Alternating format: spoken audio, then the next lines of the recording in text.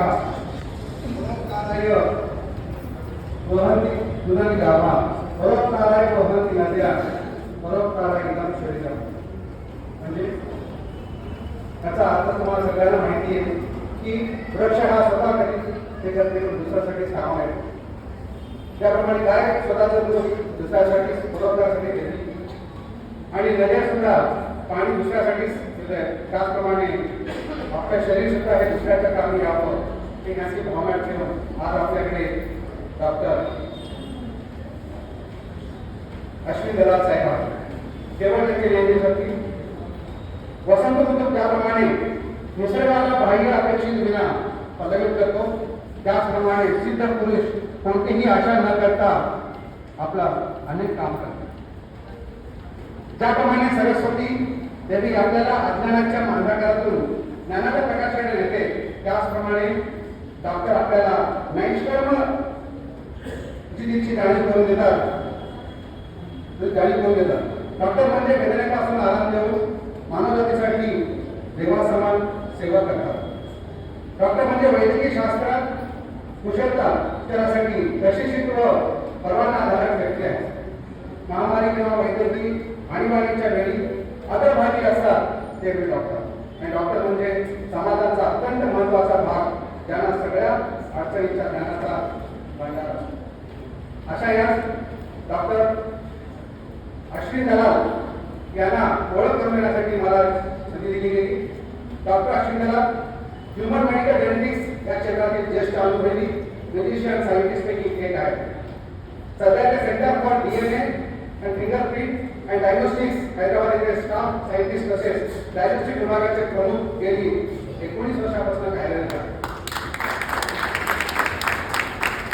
Doctor Ashwin दलाल यांचे शालेय शिक्षण जवाहर नवोदय विद्यालयात झाले.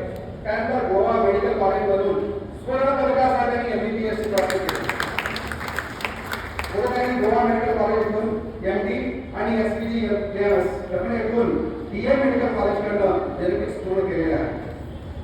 जेनेटिक्स हा विषय अत्यंत गुंतागुंतीचा असून भारतासारख्या विविधतेने नटलेल्या देशात त्याचे महत्त्व अधिकच वाढले आहे. डॉक्टर दलाल यांनी आपल्या सफल संशोधनातून त्या क्षेत्रातील आव्हानांना वैज्ञानिक उत्तर देण्याचा सातत्यपूर्ण प्रयत्न केलेला आहे. त्यांच्या कार्यामुळे अनेक कुटुंबांना योग जेनेटिक्स आणि लॉंग टर्म ट्रीटमेंट काढणे शक्य झालेले आहे. बालवयातच आजाराचे लवकरच निदान होणे किती महत्वाचे आहे यावर त्यांनी विशेष भर दिलेला आहे. आणि थोडक्यात सांगायचं तर त्यांनी प्रयोगशाळेतील संशोधन आणि प्रत्यक्ष रुग्ण सेवा यांचा अत्यंत प्रभावी संगम साधलेला आहे.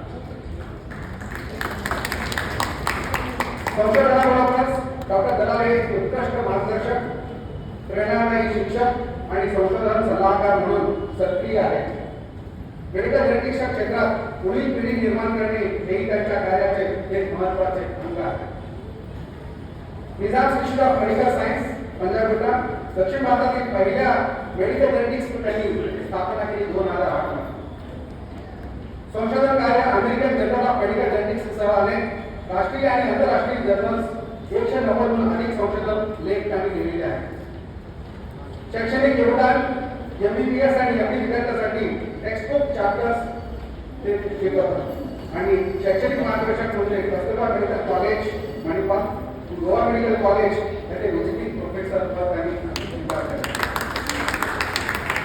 राष्ट्रीय भूमिका भारत सरकारच्या डिपार्टमेंट ऑफ बायोटेक्नॉलॉजी आणि department of science and technology विविध टास्क फोर्सचे एक सदस्य आहेत. आणि आता थोडक्यात त्यांना सांगायचं म्हणजे त्यांना जे आहे जे फेलोशिप मिळाली ती फेलोशिप जी आहे national academy of science India त्याला नासी म्हणतात. नाशिक येथे डॉक्टर अश्विन दलाल यांच्या वैज्ञानिक कारकिर्दीतील एक अत्यंत गौरवपूर्ण टप्पा म्हणजे national academy of science India याची प्रतिष्ठित फेलोशिप त्यांना मिळालेली आहे.